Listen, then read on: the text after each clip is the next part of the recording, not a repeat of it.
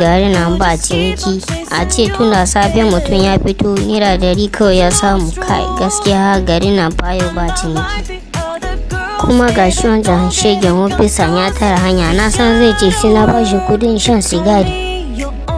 Kai kashe sautin nan na wura uba. Ofisa sannu da aiki. Yawa sannu dan gwari a kasuwa. A kasuwa alhamdulillah ba komai, zan iya wucewa ko. Ka wani abu nan mana, ai ka san yadda lalura take. Ofisa yau na da kake gani fa wallahi ba ciniki fa ala. Tun san da kaga na fito naira 100 kawai na samu. Kuma gashi ban karya ba, ina so je in ci biredi da wake. Ai ba matsala, kawa zo biya ka fici. Ofisa yau dinnan gaskiya ba zan baka ko sisi ba. Gaskiya ba zan yi maka karya ba. Impossible wallah, kai ni zaka cewa baka ba ko sisi, wallahi karya na.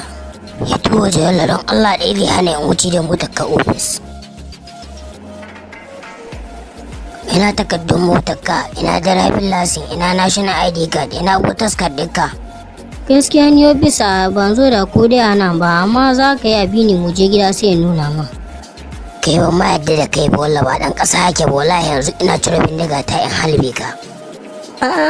Ofisa ba sai an yi haka ba, akan naira 50 ne muke wannan rikici. To ni zan baka naira 100 duka, na yafi.